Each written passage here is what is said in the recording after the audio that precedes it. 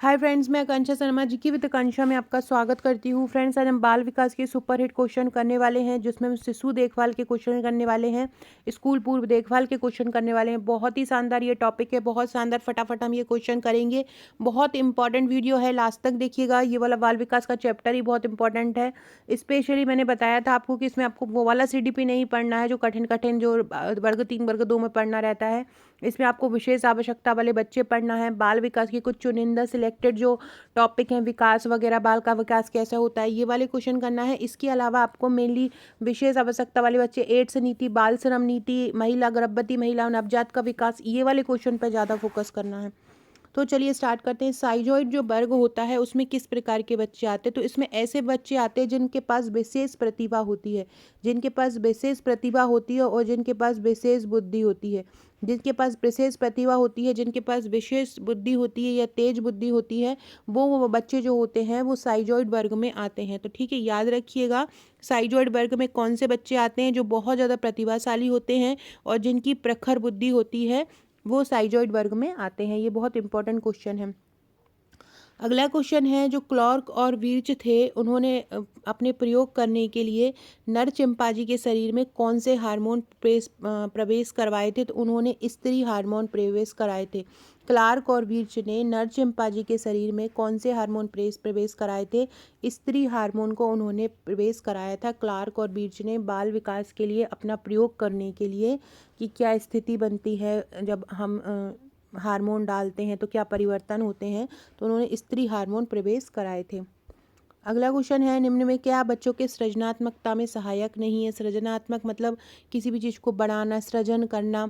तो उसमें और परिपक्वता लाने के लिए, बच्चे को दिमाग को अच्छे चलाने के लिए क्या इनमें से सहायक नहीं है? देखो, खेल सहायक नहीं है, क्या भाषण सहायक नहीं है, कहानी लेखन सहायक नहीं है, या निर्माण संबंधी क्रियाएं शामिल? देखो, खेल भी शामिल होगा इसमें, कहानी लेखन भी अपन सृजन कर रहे हैं समान शामिल होगा, निर्माण संबंधी क्रिया भी शामिल होगा, भाषण जो होगा इसमें शामिल नहीं होगा। तो सृजनात्मकता के विकास में क्या सहायक नहीं होगा? भाषण नहीं होगा, बाकी सारी चीज़ें शामिल होंगी।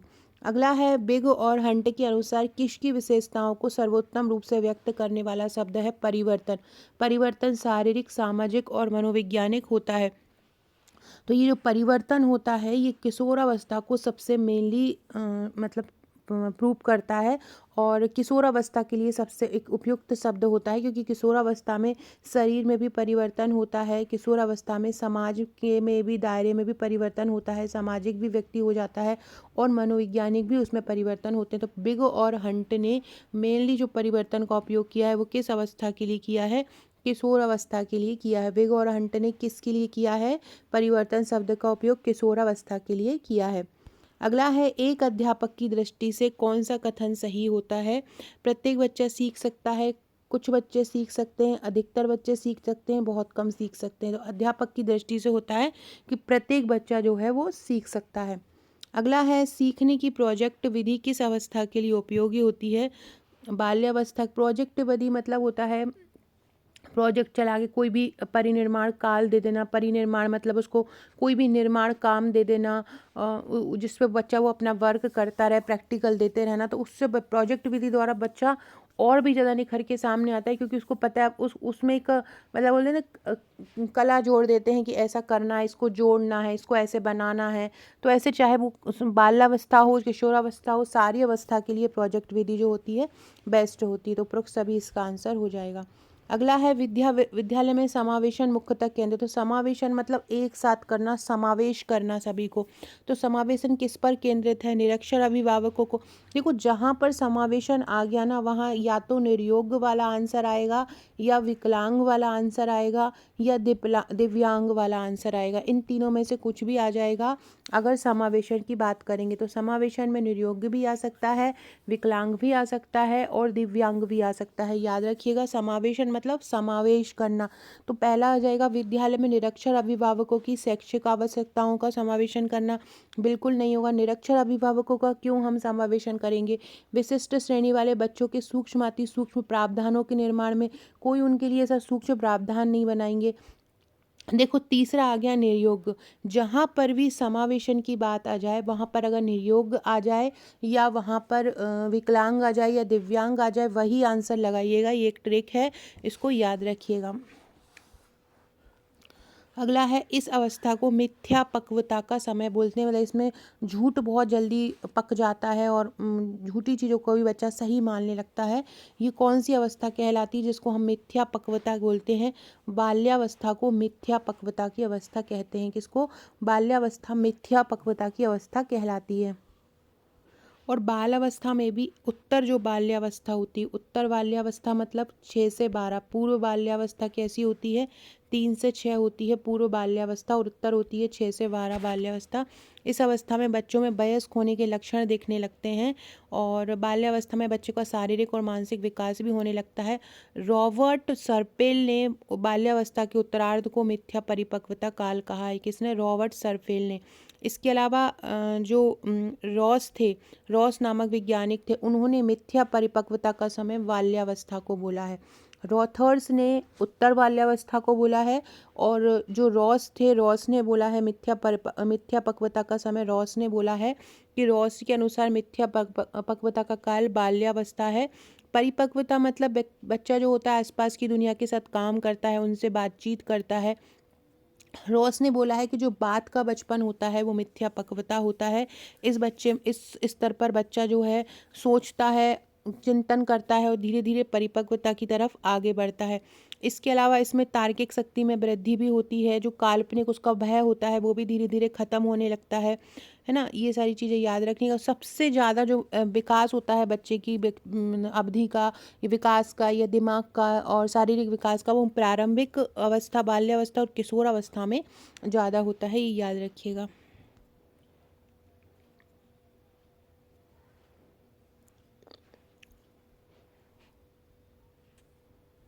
अगला है, मानव विकास कुछ विशेष सिद्धांतों पर आधारित होता है। निम्न में से कौन सा ऐसा सिद्धांत है जो मानव विकास का सिद्धांत नहीं है? निरंतरता। निरंतरता तो होती है। अनुक्रमिकता भी होती है, लगातार बढ़ता रहता है। सामान्य से विशिष्ट की ओर जाता है, ये भी सही होता है। प्रतिवर्ती विलोम इसमें नहीं होता है। विलोम प्रतिवर्ती तरीके का विकास मानव विकास का सिद्धांत नहीं होता है। प्रतिवर्ती को मानव विकास के सिद्धांत में नहीं आ सकते। 2014 का जो 2014 का जो पेपर है उसमें ये क्वेश्चन आया था। प्रतिवर्ती का मतलब होता है उलटना। उलटना, अब जैसे व्यक्ति 16 साल का हो गया तो क्या वो फिर से 8 साल में आ सकता है? नहीं आ सकता है। तो उलटना या प्रतिवर्ती जो होता है बाल विकास के सिद्धांत में नहीं आता है। बाकी और सारी चीज़ें जो होती हैं, निरंतर लगातार वृद्धि करता है। अनुक्रमिक मतलब होता है सीक्वेंस में लगातार। सबसे हर बच्चा जो होता है पहले बाल अवस्था से गुजरेगा, पहले शैशव से गुजरेगा, बाल से गुजरेगा। तो अनुक्रमिकता मतलब होती है सीक्वेंस में आना। तो निरंतरता भी अनुक्रमिकता मतलब सीक्वेंस में भी आता है, सामान्य से विशिष्ट की ओर होता है, लेकिन प्रतिवर्ती नहीं होता है। प्रतिवर्ती मतलब होता है उलटना, मतलब पलटना। तो कोई भी व्यक्ति अपनी उम्र में पहले नहीं जा सकता है, वो जहाँ है बढ़ रहा है वैसे ही बढ़ता रहेगा। अगला है, अधिगम निर्योग्यता या लर्निंग डिसेबिलिटी का लक्षण क्या होता है? भागने की प्रवृत्ति होना, अशांत ऊर्जावान एवं विध्वंसक होना, आव्धान संबंधी विकार, अभिप्रेरणा का अभाव। अधिगम निर्योग्यता में क्या होता है? हम कोई भी चीज़ सीख नहीं पाते, कुछ भी सीखने में बाधा उत्पन्न होती है। तो आव्धान का मतलब होता है बाधा उत्पन्न होना। आव्धान का मतलब क्या होता है? आव्धान का मतलब होता है बाधा उत्पन्न होना। किसी भी चीज़ को सीखने में बाधा अगर हो रही है तो वो आव्धान संबंधी विकार में आ जाएगा। किसी भी चीज़ को अगर हम सीख नहीं पा रहे हैं, अधिगम नहीं कर पा रहे हैं, तो वो बाधा संबंधी विकार आ जाएगा, आव्धान संबंधी विकार आ जाएगा। तो याद रखना है, अधिगम निर्योग्यता किसका लक्षण है? आव्धान संबंधी बाधा या विकार का लक्षण है। लर्निंग डिसेबिलिटी या आव्धान संबंधी विकार। अगला क्वेश्चन है, दूसरे वर्ष के अंत तक शिशु का शब्द भंडार कितना हो जाता है? शिशु का शब्द भंडार किस उम्र में कितना हो जाता है? ये बहुत इम्पोर्टेंट क्वेश्चन है। मैंने ये हमारे हम जीतेंगे बैच में हर वर्ष का जितना शिशु शब्द भंडार है उसको ट्रिक द्वारा करवाया है, बहुत अच्छे से याद। अगर वो बच्चे देख रहे हो जिन्होंने हमारा बैच लिया है तो वहाँ जाकर मैंने पिन भी किया हुआ है आज उसको, वहाँ जाकर ये शिशु शब्द भंडार याद कर लीजिए। यहाँ से एक प्रश्न आना ही आना है। ये मतलब पूछते ही हैं। 8 महीने तक का जो बच्चा होता है उसका लगभग 0 या 1 शब्द रहता है उसका शब्द भंडार में, वो ज़्यादा नहीं बोल पाता। 9 से 12 महीने तक का बच्चा होता है उसके पास 3 से 4 शब्द होते हैं। 9 से 12 महीने मतलब 1 साल तक का लगभग बच्चे के पास 3 से 4 शब्द होते हैं। जबकि जब बच्चा दूसरे वर्ष के अंत तक पहुंच जाता है, जब दूसरे वर्ष के अंत तक पहुंच जाता है तो वो लगभग 100 शब्द बोलने लगता है। और जब वो 2.5 साल की उम्र में पहुंच जाता है तो लगभग 400 से 450 शब्द बोलने लगता है।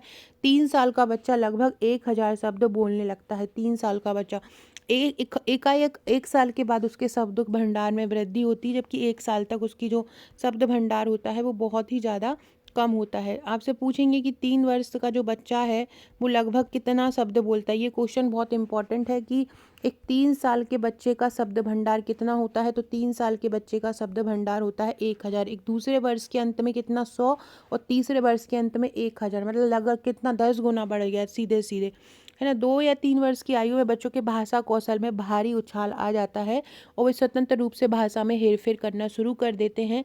इसमें प्रश्न उत्तर करना भी आ जाता है। 2 वर्ष की आयु में 50 से 100 शब्द उनका रहता है और 3 साल की उम्र में 1000 हो जाता है और 4 साल की उम्र में लगभग 1200 शब्द हो जाते हैं।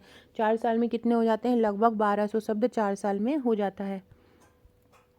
अगला क्वेश्चन है, मैकडूगल के अनुसार मूल प्रवृत्ति जिज्ञासा का संबंध किस संवेग से है। देखो, संवेग की जहाँ बात आ जाए तो उनका मैकडूगल का नाम याद ही रखना, क्योंकि संवेग से मैकडूगल का बहुत ही गहरा संबंध है। इन्होंने इसके लिए बहुत सारे बातें बोली हैं, बहुत सारे सिद्धांत बोले हैं, बहुत सारी परिभाषाएं बोली हैं। मैकडूगल के अनुसार संवेगों का जो संबंध होता है वो मूल प्रवृत्ति से होता है। ये क्वेश्चन आता है कि किसने बोला है कि संवेगों का जो संबंध होता है वो मूल प्रवृत्ति से होता है, तो मैकडूगल ने बोला है। किसने बोला है, मैकडूगल ने बोला है कि जो संवेगों का संबंध होता है वो किससे होता है, मूल प्रवृत्ति से होता है, बच्चे के मूल प्रवृत्तियों से जुड़ा हुआ होता है। हर संवेग के साथ एक भावना जुड़ी हुई होती है, तो यही उन्होंने जब जिज्ञासा के साथ संवेग पूछा। हर संवेग के साथ एक भावना है, तो जिज्ञासा के साथ कौन भावना है। अब आपसे पूछेंगे कि मैकडूगल ने कितनी मूल प्रवृत्तियां और कितने संवेगों का वर्णन किया है। तो मैकडूगल ने कितनी, 14 मूल प्रवृत्तियों का वर्णन किया है। मैकडूगल ने क्या किया है, 14 मूल प्रवृत्तियों का वर्णन किया है और 14 ही संवेगों का वर्णन किया है। मैकडूगल ने 14 मूल प्रवृत्ति का वर्णन किया है और 14 ही संवेगों का वर्णन किया है। हर सहज प्रवृत्ति में एक समान भावना होती है। भावनाएं किसी भी व्यक्ति के प्रयासों की सफलता पे और विफलता से प्रभावित होती हैं। संवेगों में घटकात्मक, शारीरिक, ये सारे परिवर्तन होते रहते हैं। यहाँ क्या पूछ रहा है कि जिज्ञासा का संबंध किससे है। जिज्ञासा तब होती है जब हमें कभी भी कोई आश्चर्य होता है। जब भी कोई आश्चर्य होता है तो उसका संबंध किससे होता है, जिज्ञासा से होता है। तो और एक और क्वेश्चन आता है कि मैकडूगल के अनुसार मूल प्रवृत्ति किससे जुड़ी हुई होती है, तो संवेग से जुड़ी हुई होती है। रुचि, उत्साह, ऊबना, हंसी, सहानुभूति, जिज्ञासा, कार्यवाही, क्रोध, विद्रोह, जलन, ये सारे 14 संवेग का इन्होंने वर्णन किया है। मैकडूगल कहते हैं कि प्राथमिक भावनाओं में केवल भय भय आता है। प्राथमिक सबसे पहली भावना भय आती है, फिर घृणा आती है, फिर आश्चर्य आता है, फिर क्रोध आती है, फिर अधीनता आ जाता है, कोमलता आ जाती है। विलियम मैकडूगल ने 2003 में एक मानव के सहज व्यवहार का वर्णन किया था। कि कब किया था, 2003 में किया था। तो ये सारे फैक्ट याद रखिएगा। मैकडूगल के अनुसार जिज्ञासा का संबंध किससे होता है, आश्चर्य से होता है। अगला क्वेश्चन है, कक्षा अध्यापक ने राहुल को अपनी कक्षा में अपने कीबोर्ड पर स्वयं द्वारा तैयार किया हुआ मधुर संगीत को गाते हुए देखा। कक्षा अध्यापक ने विचार किया कि रागम में कौन सी बुद्धि उच्च स्तरीय है। कौन सी बुद्धि उच्च स्तरीय, तो संगीत में बुद्धि उच्च स्तरीय है। कौन सी है, संगीत में बुद्धि उच्च स्तरीय है। संगीत में भी बुद्धि होती है क्या, हाँ, संगीत में भी बुद्धि होती। अलग अलग लोगों ने अलग अलग बुद्धि के प्रकार बताए हैं, जिसमें से एक संगीत की बुद्धि भी होती है। बहुत सारे लोगों ने, गार्डनर ने बहुबुद्धि बताया है, इस प्रकार किसी ने द्विबुद्धि बताया है। कई अलग अलग वैज्ञानिक ने अलग अलग बताया। हार्वर्ड गार्डनर जो थे उन्होंने बहुबुद्धि सिद्धांत दिया है। इसके अलावा थॉर्नडाइक ने भी ये सिद्धांत दिया है। हार्वर्ड गार्डनर ने 7 प्रकार की बुद्धि का वर्णन किया है। हार्वर्ड गार्डनर ने कितनी, 7 प्रकार की बुद्धि का वर्णन किया है, जिसमें एक स्थानिक बुद्धि होती है, शारीरिक गतिज बुद्धि होती है, संगीतात्मक बुद्धि होती है, भाषाई बुद्धि होती है, तार्किक और गणितीय बुद्धि होती है, पारस्परिक बुद्धि होती है, प्राकृतिक बुद्धि होती है। थॉर्नडाइक ने 3 प्रकार की बुद्धि का वर्णन किया है। बुद्धि का त्रिबुद्धि सिद्धांत या 3 बुद्धि का सिद्धांत किसने दिया है? थॉर्नडाइक ने दिया है। उनके अनुसार बुद्धि 3 प्रकार की होती है। कौन कौन सी? एक तो होती है सामाजिक बुद्धि, एक होती है अमूर्त बुद्धि और एक होती है मूर्त बुद्धि। थॉर्नडाइक ने कितने प्रकार की बुद्धि का वर्णन किया है? 3। कौन कौन सी? सामाजिक बुद्धि का, अमूर्त बुद्धि का और मूर्त बुद्धि का। सामाजिक, अमूर्त और मूर्त बुद्धि का वर्णन किया है। किसने किया है? थॉर्नडाइक ने किया है, याद रखिएगा। इसके अलावा जो गार्डनर ने कितने प्रकार की बुद्धि का वर्णन किया है? 7 प्रकार की बुद्धि का वर्णन गार्डनर ने किया है। सबसे पहले बुद्धि शब्द का जो प्रयोग किया था वो गाल्टन ने किया था। बुद्धि शब्द का सबसे पहले प्रयोग किसने किया था? बुद्धि शब्द का सबसे पहले प्रयोग किया था गाल्टन ने। बुद्धि शब्द का प्रयोग किया था। कब किया था? 1885 में इन्होंने बुद्धि शब्द का प्रयोग किया था। कैटल ने अपनी जो पुस्तक है पेंसिल्वेनिया नामक विश्वविद्यालय में इन्होंने अपनी एक पुस्तक थी mental test and measurement. Cattell की पुस्तक थी मेंटल टेस्ट एंड मेजरमेंट। उन्होंने भी बुद्धि शब्द का उसमें प्रयोग किया था। बुद्धि समायोजन की योग्यता है, सीखने की योग्यता है और अमूर्त चिंतन की योग्यता है। वुडवर्थ ने बोला है कि बुद्धि काम करने की एक विधि होती है, जबकि टर्मन ने बोला है कि बुद्धि अमूर्त विचारों के बारे में सोचता है। टर्मन ने क्या बोला है? कि बुद्धि जो है वो अमूर्त विचारों के बारे में बताती है। बुद्धि का एक कारक सिद्धांत 3 लोगों ने दिया है, विनय ने, टर्मन ने, स्टर्न ने। द्विकारक सिद्धांत स्पीयरमैन ने दिया है। द्विकारक किसने दिया? स्पीयरमैन ने दिया है। त्रिकारक सिद्धांत दिया है स्पीयरमैन ने और द्विकारक भी स्पीयरमैन ने दिया है। और बहुतत्व या आणविक सिद्धांत बुद्धि का थॉर्नडाइक ने दिया है। एक बहुमानसिक योग्यता सिद्धांत भी होता है, वो भी थॉर्नडाइक ने दिया है। और इसके अलावा 7 बुद्धि का सिद्धांत किसने दिया है? वो भी मैंने बताया, गार्डनर ने 7 बुद्धि का सिद्धांत दिया है। अगला क्वेश्चन है, कक्षा में शिक्षार्थियों से कहा गया कि वे अपने समाज के लिए क्या कर सकते हैं। इसे दर्शाने के लिए वे एक नोटबुक में अपने कार्यों की विभिन्न शिल्पकृति बनाएं और बताएं कि किस प्रकार की गतिविधि है। देखो, जो पोर्टफोलियो आकलन होता है वो छात्र जो जो काम करते हैं उनका एक जगह पे संग्रहण होता है। छात्र जो काम करते हैं ना उनका एक जगह पे संग्रहण को हम बोलते हैं पोर्टफोलियो आकलन। अब यहाँ पे यही बोला है कि कक्षा में शिक्षार्थियों से बोला गया कि वे क्या क्या कर सकते हैं, तो उनके उद्देश्य पूछे हैं, वो उसको अपनी नोटबुक में दर्शाएंगे, तो उसको हम क्या बोलेंगे? पोर्टफोलियो आकलन कहेंगे। ये इसका उपयोग छात्रों को सीखने के लिए किया जाता है, वो किस प्रकार से प्रदर्शन करते हैं इसका किया जाता है, उनकी क्षमताओं का आकलन करने के लिए किया जाता है। छात्र इसमें अपने काम का संग्रह करते हैं, आत्म मूल्यांकन करते हैं। छात्रों के कामों का जो चयन होता है उनके मानदंडों के आधार पर होता है। तो इस प्रकार से पोर्टफोलियो जो होता है, क्या होता है? छात्र ने क्या किया है उसके आकलन को दर्शाने का एक प्रक्रिया होता है। एक समय अवधि में बच्चे ने क्या सीखा है उसका उपयोग भी एक आपसे क्वेश्चन पूछें कि पोर्टफोलियो आकलन तकनीक का उपयोग किस रूप में हम कर सकते हैं, तो आप इसको आंसर में देख सकते हो कि लिख सकते हो कि एक विशेष समय अवधि में बच्चे ने क्या सीखा है, बच्चे ने क्या प्रदर्शन किया है, उसने क्या प्रगति की है, उसका जो आकलन है, उसकी जो निगरानी है या उसका जो एक चार्ट है कि उसका मतलब ऑब्जर्वेशन उसने क्या क्या किया है, वो हम पोर्टफोलियो आकलन में कर सकते हैं। अगला क्वेश्चन है, एक बालक पड़ोसी के घर में अपनी माँ की गोद में माँ के साथ जाता है और माँ के साथ खेलता हुआ वो सो जाता है। उसकी माँ के द्वारा उसके पड़ोसी के यहाँ बिस्तर पर सुलाते ही वह रोना आरंभ कर देता है।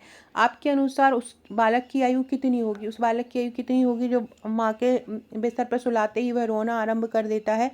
तो उसकी आयु होगी लगभग 10 माह।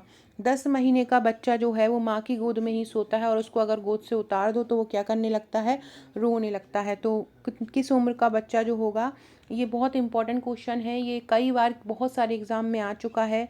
ये ऐसा भी आ सकता है कि किस उम्र में बच्चा गोदी में ही रिलैक्स फील करता है, उसको नीचे उतार दो तो वो रोने लगता है। तो याद रखिए वो कौन सी उम्र का बच्चा होता है? 10 महीने का बच्चा होता है जो माँ की गोद में खेलता हुआ सो जाता है और उसके बाद क्या करता है? पड़ोसी के यहाँ बिस्तर पर सुलाते हुए रोना आरंभ कर देता है। क्या होगी उसकी आयु? उसकी आयु होगी 10 माह उसकी आयु होगी।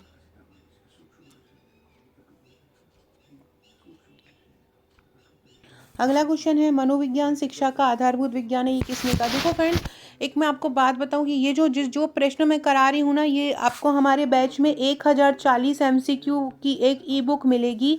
इस 1040 एमसीक्यू में जितने भी बाल विकास के सिद्धांत हैं, जितने भी जो आप लोगों को करना है, जो इम्पोर्टेंट फैक्ट हैं, जिसमें फ्राइड का हो जाएगा, थॉर्नडाइक का हो जाएगा या पियाजे का हो जाएगा, वो सारे इसमें आ जाएंगे। ठीक है, तो ये सारे आपको बहुत अच्छे से कर लेना है। हाँ, तो ये आपको कर लेना है। ये 1040 सुपर हिट प्रश्नों का एमसीक्यू है, ई बुक है ये। इसको आप प्रिंट आउट निकाल के घर में बैठ के भी प्रैक्टिस कर सकते हैं। बाल विकास के लिए मैंने 1040 एमसीक्यू की बनाई है। शिशु पूर्व देखभाल की एमसीक्यू एक बनाई है मैंने। 500 विशेष आवश्यकता वाले बच्चों की ई बुक एक बनाई जा रही है, जिसमें एड्स रहेगा, बाल श्रम नीति रहेंगी, बाल देखरेख संस्थाएं रहेंगी, उसके करीब 500-600 प्रश्न रहेंगे। इस प्रकार से लगभग ये 2 से 2500 की पीडीएफ रहेगी। 2000 से 2500 प्रश्नों की पीडीएफ रहेगी। इसमें आपका पूरा बाल विकास कवर होगा और स्पेशली वही टॉपिक कवर होंगे जो आना है और 2017-2014 के एग्जाम में, अलग अलग राज्यों के एग्जाम में आ चुके हैं। तो अगर आपको बाल विकास की समस्या हो रही है तो जिन्होंने बैच ज्वाइन किया हो वो तो ई बुक निकाल के पढ़ रहे हैं, और जो इसको ज्वाइन करना चाहते हैं इन ई बुक को, ये अकेले बाल विकास का नहीं, इसके अलावा हम सारे ही टॉपिक की ई बुक बना रहे हैं। हर टॉपिक के सर्वश्रेष्ठ एमसीक्यू निकाल कर, जैसे कि महिला बाल विकास योजनाएं हैं उनके करीब 1000 प्रश्न बनाने वाले हैं। जो जनजाति विभाग की योजना है उसके करीब 1000 प्रश्न बनने वाले हैं। इसके अलावा जो ग्रामीण विकास विभाग की योजनाएं हैं उसके करीब 1000 प्रश्न बनने वाले। इस योजनाओं का अधिनियम की हमने 2000 प्रश्नों की एक एमसीक्यू ई बुक बनाई है, जिसमें सारे अधिनियम कवर है। इसके अलावा अगर आपको थ्योरी भी पढ़ना है, ट्रिक भी पढ़ना है, तो वो भी आपको हमारे बैच में मिल जाएगी। अभी भी समय है, अभी भी आप बहुत कुछ कर सकते हैं। अगर आप चाहें तो इन प्रश्नों को घोंट डालिए। और इसके अलावा सबसे मेन चीज़ हमारे यहाँ क्या होता है, टेस्ट होता है। अभी भी हमारे ग्रुप में टेस्ट चल रहा है। जितना ज़्यादा आप टेस्ट देंगे, जितना ज़्यादा आप प्रैक्टिस करोगे, practice makes more perfect. Practice आपको जितना मतलब याद करने से उतना नहीं होता है जितना आप बार बार टेस्ट लगाओगे। हमारे यहाँ दिन भर प्रैक्टिस चलती। अभी भी जो है 10:15 से जो प्रैक्टिस स्टार्ट है तो करीब रात को 1 बजे तक चलेगी। फाइनल टेस्ट रात को 10 बजे होता है, जिसमें रैंकिंग लगती है। 30 सेकंड का समय मिलता है टेस्ट में। अभी बाल विकास का ही टेस्ट चल रहा है। बार बार गलत होते हैं बच्चे, उसको बार बार करते हैं, तो याद करने की अपेक्षा वो प्रैक्टिस से बहुत जल्दी याद हो जाता है। और एक 30 सेकंड का समय लगता है और एक क्वेश्चन पूरा का पूरा अगर गलत होता है तो वो याद हो जाता है। तो जो लोग भी बैच लेना चाहते हैं, ये पूरा एमसीक्यू बंच लेना चाहते हैं, जैसे गर्भवती महिला का आपको एक ई बुक मिल जाएगा, एक नवजात का ई बुक मिल जाएगा, एक पोषण का मिल जाएगा, पूरा आईसीएमआर पोषण का आपको एक पूरा का पूरा एमसीक्यू मिल जाएगा, पूरे रोगों का मिल जाएगा। टीकाकरण, आज हमारा जो ग्रुप है उसमें रात को टीकाकरण भी पढ़ाया जाएगा। उसमें कल रात को पढ़ाया गया था कौन सा टीका कितने डिग्री पर लगाया जाता है, कौन सा टीका कितने डिग्री पर लगाया जाता है, ये मैंने याद करवाया है। कौन सा टीका किल्ड है, कौन सा टीका लाइव है, इसके अलावा कौन सा टीका कहाँ पर दिया जाता है, किस कोण पे दिया जाता है और किस मोड से दिया जाता है, किस मार्क से दिया जाता है। इसके अलावा किस टीके की खोज किसने की, किस रोग की खोज किसने की, किस वैक्सीन की खोज किसने की, ये सारा भी हमने याद करवाया है। तो जो लोग भी, आप लोगों में से जो लोग भी ये सारा ट्रिक द्वारा पढ़ना चाहते हैं, याद नहीं होता है, तो आप हमारा ये बैच ज्वाइन कर सकते हैं। इसका चार्ज, हम जीतेंगे बैच का 499। इस 499 के बैच में आपको हमारे जो ट्रिक्स वीडियो हैं, ट्रिक्स थ्योरी है, थ्योरी पीडीएफ है, एमसीक्यू है, सारा कुछ मिलेगा इसमें। 2 टेलीग्राम और एक व्हाट्सएप ग्रुप मिलेंगे जिसमें तैयारी मिलती है। जो 399 वाला पैकेज है, प्रैक्टिस बैच रहेगा, इसमें केवल आपको सारे एमसीक्यू मिलेंगे और एक टेस्ट ग्रुप भी मिलेगा जो हम जीतेंगे वालों को मिलता है। वहाँ आप भी टेस्ट दे सकते हो उनके साथ। तो टेस्ट ग्रुप भी मिलेगा आपको और प्रैक्टिस क्वेश्चन भी मिलेंगे 399 वाले में। और अगर आपको ट्रिक्स भी लेना है, थ्योरी भी पढ़ना है, ट्रिक द्वारा याद भी करना है, तो आप हमारा हम जीतेंगे बैच ले सकते हैं। अभी भी समय है, अभी भी आप पूरे एमसीक्यू पढ़ के बार बार प्रैक्टिस करके तैयारी कर सकते हैं। मनोविज्ञान शिक्षा का आधारभूत विज्ञान है, ये किसने कहा था? ये स्किनर ने कहा था। स्किनर ने कहा था कि मनोविज्ञान सब शिक्षा का आधारभूत या बुनियादी विज्ञान होता है। स्किनर ने इस क्रिया प्रसूत अनुबंध के सिद्धांत को विकसित किया है। क्रिया प्रसूत के सिद्धांत के लिए ये जाने जाते हैं। स्किनर का नाम ही क्रिया प्रसूत से जुड़ा हुआ है और इन्होंने कहा है कि मनोविज्ञान शिक्षा का आधारभूत विज्ञान है। इन्हों जो क्रिया प्रसूत का सिद्धांत था उसका मतलब था कि व्यवहार को अगर बदलना है, किसी के व्यवहार को अगर बदलना है तो हमको उसमें बल का प्रयोग करना चाहिए, पुनर्बल का उपयोग करना चाहिए यदि हमें किसी व्यक्ति का व्यवहार को बदलना है। तो व्यवहार को बदलने के लिए किसका पुनर्बलन का उपयोग होना चाहिए, ये किसने बोला है? ये स्किनर ने बोला है। स्किनर ने ही बोला है कि मनोविज्ञान जो है वो शिक्षा का आधारभूत विज्ञान है।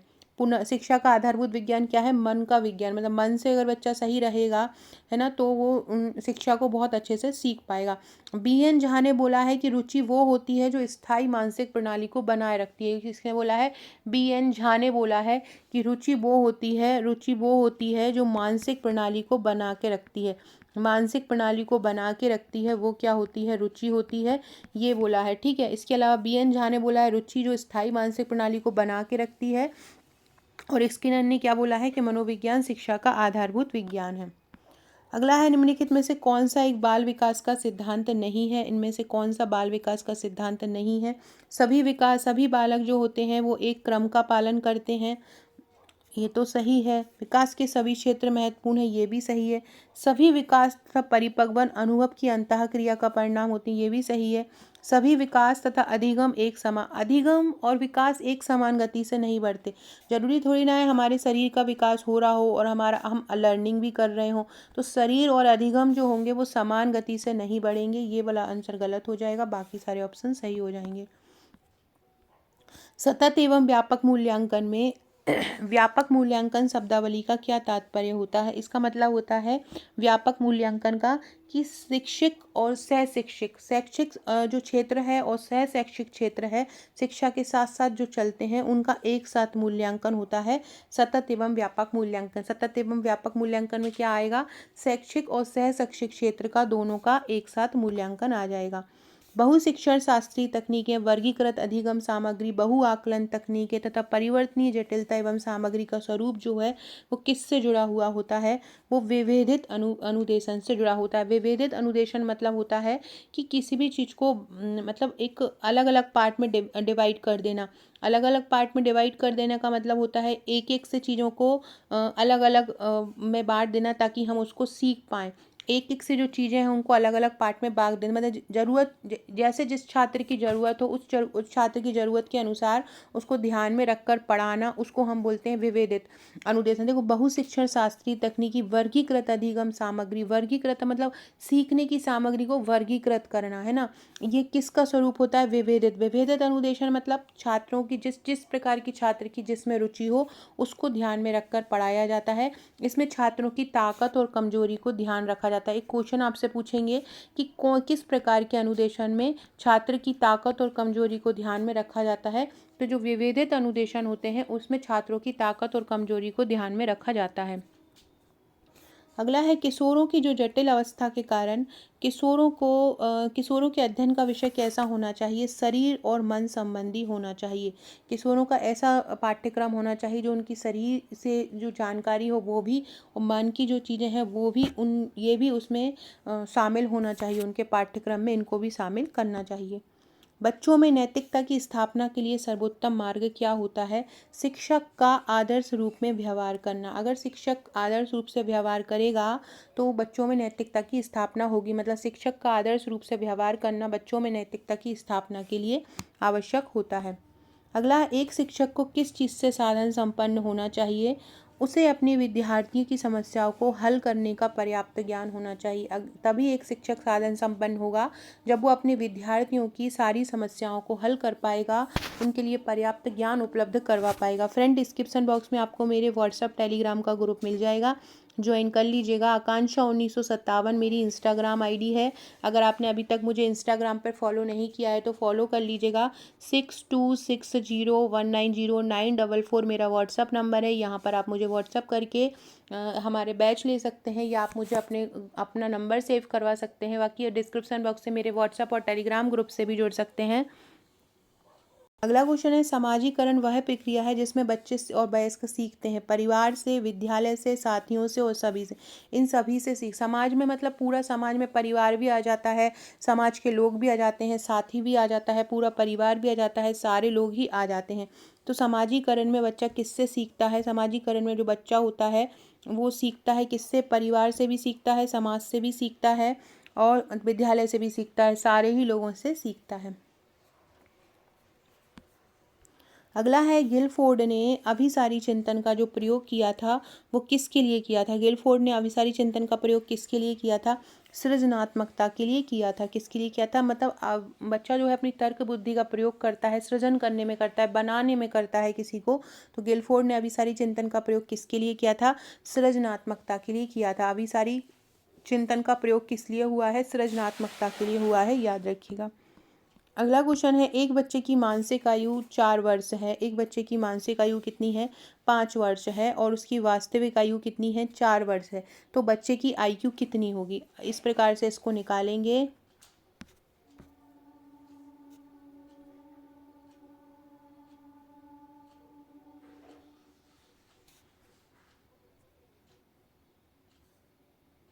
देखो, जितनी भी बच्चे की मानसिक आयु होती है, एक बच्चे की जो भी मानसिक आयु होती है उसका डिवाइड करते हैं जो उसकी वास्तविक आयु होती है। मतलब जो मानसिक आयु होती है उसका वास्तविक आयु में डिवाइड कर देंगे। तो 500 में 4 का अगर हम डिवाइड करेंगे तो कितना आएगा? 125 आएगा। तो इसकी जो बच्चे की आयु हो जाएगी वो कितनी हो जाएगी? 125 हो जाएगी। अगर आपसे पूछें कि मानसिक आयु का सूत्र क्या होगा, अगर हमें बच्चे की आयु का सूत्र निकालना है तो क्या होगा? उसकी सबसे पहले हम उसकी लेंगे मानसिक आयु बटे लेंगे उसकी जो वास्तविक आयु, मतलब जो उसकी कालानुक्रमिक आयु होगी, इंटू कर देंगे अपन 100 से। अब यहाँ पर बच्चे की मानसिक आयु कितनी आ रही है? 5 आ रही है। उसकी वास्तविक आयु कितनी है? 4 है। तो हम इसमें 100 का इंटू कर देंगे। तो 4 एकम 4, 4 दूनी 8, 4 पंजे 20, 25 पंजे कितना हो जाएगा? 125। तो इस प्रकार से उसकी आईक्यू कितनी हो जाएगी? 125 हो जाएगी। अच्छा इंटेलिजेंट बच्चा होगा, प्रतिभावान बच्चा होगा, क्योंकि वो उसकी उम्र तो 4 साल है लेकिन उसकी मानसिक आयु तो उसकी उम्र से ज़्यादा हो रही है। तो वो उसकी आईक्यू कितनी हो जाएगी? 125 हो जाएगी। वो बच्चा क्या होगा? प्रतिभाशाली हो जाएगा। प्रतिभाशाली बच्चे जो होते हैं उनकी आईक्यू 140 से ज़्यादा होती है। और लेकिन क्रो ने बताया है कि इनकी आयु 130 होती है। तो 125 लगभग 130 के करीब आ रहा है। तो ये बच्चा लगभग जो प्रतिभाशाली और सामान्य बच्चों के बीच का ही रहेगा।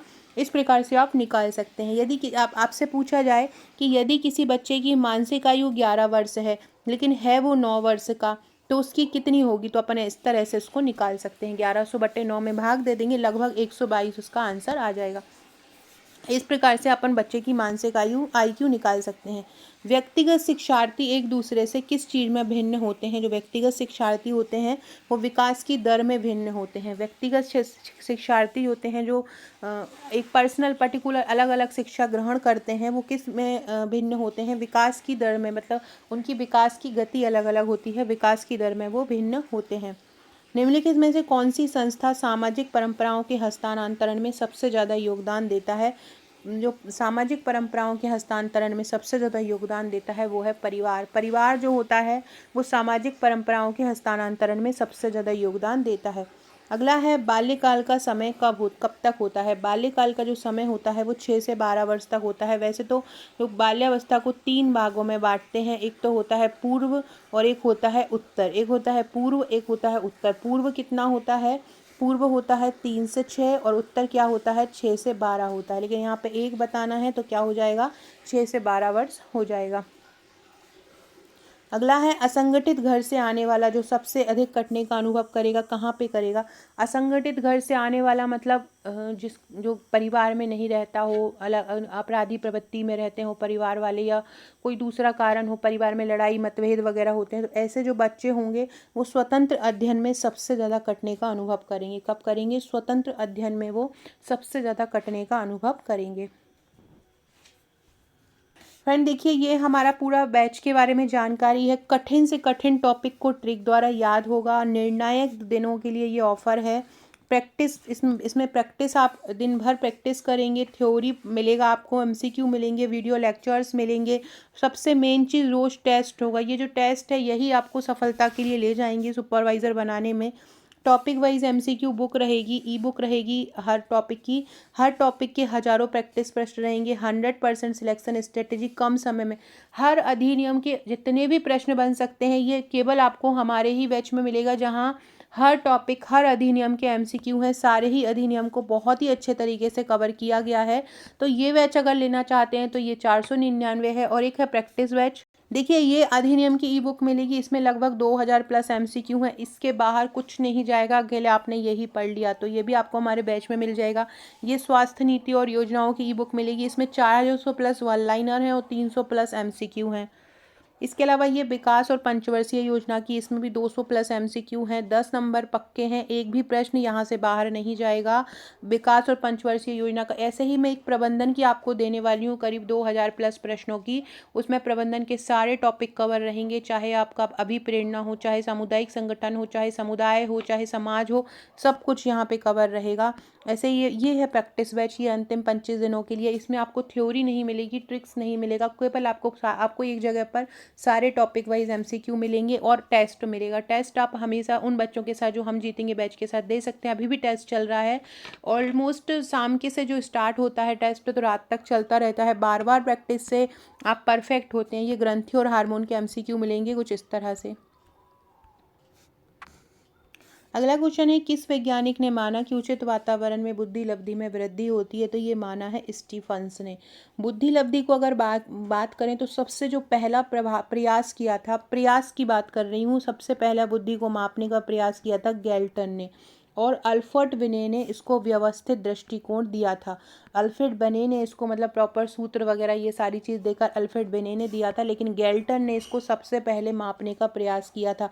तो अगर आपसे पूछें, एक क्वेश्चन पूछें अगर आपसे कि एक था संप्रत्य, बुद्धि लब्धि वर्ड किसने दिया था, बुद्धि लब्धि संप्रत्य किसने दिया था, या आईक्यू संप्रत्य किसने दिया था?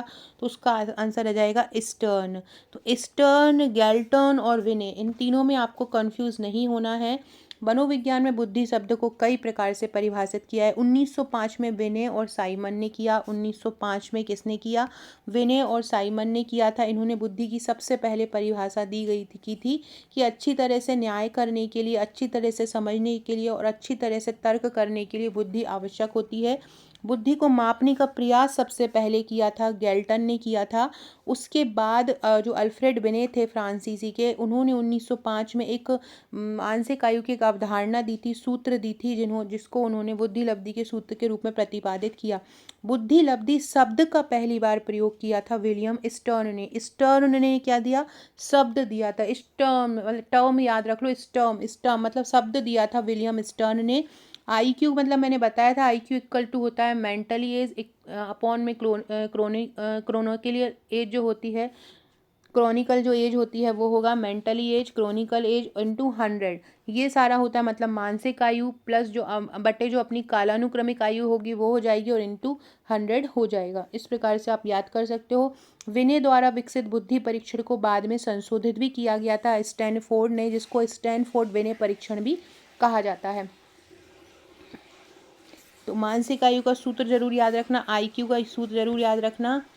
मेंटली जो एज रहेगी, क्रोनोकली जो एज रहेगी इंटू 100, मतलब मानसिक आयु बटे कालानुक्रमिक आयु इंटू 100। ये मानसिक आयु वाला क्वेश्चन पूछा जा सकता है। एक बालक जिसकी बुद्धि लब्धि 105 है, उसे किस प्रकार के बुद्धि में वर्गीकृत किया जाएगा? कौन सी उसको वृद्धि कही जाएगी? सामान्य वृद्धि किया जाएगी। एक बच्चा जो है जिसकी बुद्धि लब्धि 105 है, उसे किस प्रकार की बुद्धि में बोला जाएगा? कौन सी उसकी बुद्धि कही जाएगी? उसकी बुद्धि सामान्य बुद्धि कही जाएगी। 90 से ज़्यादा जो रहती है, 90 से 120 तक की जो बुद्धि रहती है, 125 तक की जो बुद्धि होती है, वो सामान्य बुद्धि में आती है। तो एक बालक जिसकी बुद्धि लब्धि 105 है, वो किस प्रकार का बच्चा कहलाएगा? सामान्य बुद्धि। फ्रेंड्स ये हम 32वां क्वेश्चन पढ़ रहे हैं और इसके टोटल ये 1040 MCQ है। 1040 MCQ कर लिए ना, मतलब आपने ये पूरा टॉपिक ही कंप्लीट कर दिया है। इसके अलावा आपका एक भी क्वेश्चन यहाँ से बाहर नहीं जाएगा।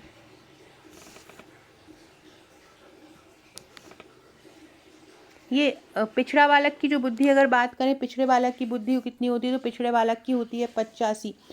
जो 70 से जो कम होती है वो मंद बुद्धि बालकों की होती है। 70 से जो कम बुद्धि होगी वो किसकी होगी, मंद बुद्धि बालकों की होगी 70 से कम। ठीक है, वो 85 किसकी होगी, पिछड़े बालक की 85 होगी। अगला है बुद्धि क्या होता है, एक अकेला और जातीय विचार, दूसरों के अनुकरण करने की योग्यता, एक विशिष्ट योग्यता, सामर्थ्यों का एक समुच्चय। तो बुद्धि क्या होती है, बुद्धि सामर्थ्यों का एक समुच्चय होती है। सामर्थ्य का जो समुच्चय होती है, सामर्थ्यों का जो समुच्चय कहलाता है वो क्या कहलाती है, बुद्धि कहलाती है। एक शिक्षक को अपने विद्यार्थियों की क्षमता को समझने का प्रयास करना चाहिए। निम्नलिखित में से कौन सा क्षेत्र इस उद्देश्य से संबंधित है, शिक्षा समाजशास्त्र, सामाजिक दर्शन, मीडिया मनोविज्ञान या शिक्षा मनोविज्ञान। एक शिक्षक को अपने विद्यार्थियों की क्षमताओं को समझने का प्रयास करना चाहिए। ये किस प्रकार के मनोविज्ञान में आएगा, तो ये शिक्षा मनोविज्ञान में आएगा, क्योंकि शिक्षा मन से समझ रहा है, शिक्षक मन से समझ रहा है, तो ये क्या आ जाएगा, इसमें शिक्षा मनोविज्ञान आ जाएगा। अगला है 16 PF का प्रयोग किसके मापन के लिए किया जाता है, पर्सनैलिटी डेवलपमेंट का ये प्रकार होता है। तो ये किसके लिए हो जाएगा, व्यक्तित्व को नापने के लिए होगा। इसको केटल ने बताया था, किसने बताया था, इसको केटल ने बताया था। 16 पूछते हैं कि जो 16 PF पद्धति दी थी वो किसने दी थी, 16 PF परीक्षण दिया था वो किसने दिया था। ये व्यक्ति के शील गुणों को नापता है, पर्सनैलिटी फैक्टर को नापता है। पर्सनल फैक्टर मतलब पर्सनैलिटी फैक्टर को मापता है, केटल ने दिया था और 1949 में उन्होंने ये दिया था। इसके अनुसार बच्चे से 16 प्रकार के क्वेश्चन पूछे जाते हैं अलग अलग, और फिर उसके अकॉर्डिंग उसको रैंक दी जाती है और उसकी बुद्धि का आकलन किया जाता है कि उसकी बुद्धि किस प्रकार की है। ठीक है, अगला है प्राथमिक विद्यालयों में बालकों के लिए निम्न में से किसे बेहतर माना जाता है, वीडियो को बेहतर माना जाता है, प्रदर्शन को माना जाता है, या स्वयं के द्वारा किए गए अनुभव को माना जाता है। तो इसका आंसर होगा बच्चा जो स्वयं के द्वारा अनुभव करेगा उसे ही बेहतर माना जाता है। अगला है निम्न में से कौन सा एक सीखने का क्षेत्र होता है, अनुभविक। जो हम अनुभव से सीखते हैं ना, एक्सपीरियंस से जितना हम सीखते हैं वही मेन सीखने का क्षेत्र होता है। अगला है एक क्रिकेट खिलाड़ी अपने गेंदबाजी के कौशल को विकसित कर लेता है पर वह अपने बल्लेबाजी को नहीं कर पाता, तो उसका क्या कहते हैं, इसको हम बोलते हैं शून्य प्रशिक्षण अंतरण। इसका मतलब ये होता है कि ज़रूरी नहीं है कि आप किसी एक चीज़ को सीख पाते हो तो आपका दूसरा, आपने अगर बैटिंग करना सीख लिया तो आपका जो बॉलिंग करना है वो गलत हो जाएगा, ऐसा नहीं है। अगर आपने बैटिंग सीख लिया तो ऐसा नहीं है कि आपका बॉलिंग आपका कम हो जाएगा, वो भी आपका वहीं पर रहेगा। इसको हम बोलते हैं शून्य प्रशिक्षण अंतरण। मतलब कोई चीज़ में आप प्रशिक्षण हासिल कर रहे हो तो इसका मतलब ये नहीं है कि आप दूसरी चीज़ से आपका लॉस हो जाएगा। अगला क्वेश्चन है बच्चों के बारे में निम्नलिखित में से कौन से कथन से बाइगॉत्स्की जो थे सहमत थे। बाइगॉत्स्की हुए, फ्रायड हुए और थॉर्नडाइक हुए और पियाजे हुए। ये जो 3-4 है ना, इनके क्वेश्चन, तो इनका जो क्वेश्चन होता है वो जो इम्पोर्टेंट है ये जरूर याद रख लेना। ये रूस के बाइगॉत्स्की जो थे सोवियत संघ के वैज्ञानिक थे। उन्होंने भाषा की मदद से बताया है कि भाषा की मदद से बच्चा समाज में इंटरेक्शन करता है। तो इन्होंने बोला है किस कथन से सहमत है, उन्होंने बोला है कि बच्चे अपने समवयस्कों और वयस्कों के साथ सामाजिक अंतरक्रियाओं के माध्यम से सीखते हैं। ये उन्होंने बोला है कि जो बच्चे होते हैं वो अपने समवयस्कों और वयस्कों के साथ सामाजिक अंतरक्रिया द्वारा सीखते हैं। तो ये याद रखिएगा, ये वाइगोत्स्की का कथन था कि बच्चे समवयस्कों और वयस्कों के साथ सीखते हैं। कैसे सीखते हैं, सामाजिक अंतरक्रिया के माध्यम से सीखते हैं। और इनके लिए भाषा जो है क्रिया का सबसे मेन माध्यम था। अगला है NCF जो नीति आई थी 2005 में, उसके अनुसार गलतियां क्यों महत्वपूर्ण होती हैं, गलतियों को क्यों महत्वपूर्ण माना जाता है, क्योंकि ये बच्चों के विचार में एक अंतर्दृष्टि उपलब्ध कराती हैं तथा समाधानों को पहचानने में मदद करती हैं। बच्चों को एक अंतर्दृष्टि प्रदान करती हैं और उनको समाधानों को पहचानने में मदद करती हैं, इसलिए ये इम्पोर्टेंट होता है। इसलिए गलतियाँ जो होती हैं इम्पोर्टेंट होती हैं। कौन सा विशिष्ट अधिगम विकलांगता का उदाहरण है, तो जो विशिष्ट अधिगम जिसमें बच्चा सीख नहीं पाता है वो डिसलेक्सिया होता है। इसमें पठन संबंधित अक्षमता आती है, पढ़ने से संबंधित जो अक्षमता होती हैं वो डिसलेक्सिया में आती हैं। फ्रेंड्स, आपके लिए क्वेश्चन है, प्रसव का जो दूसरा चरण होता है वो कितने घंटे का होता है।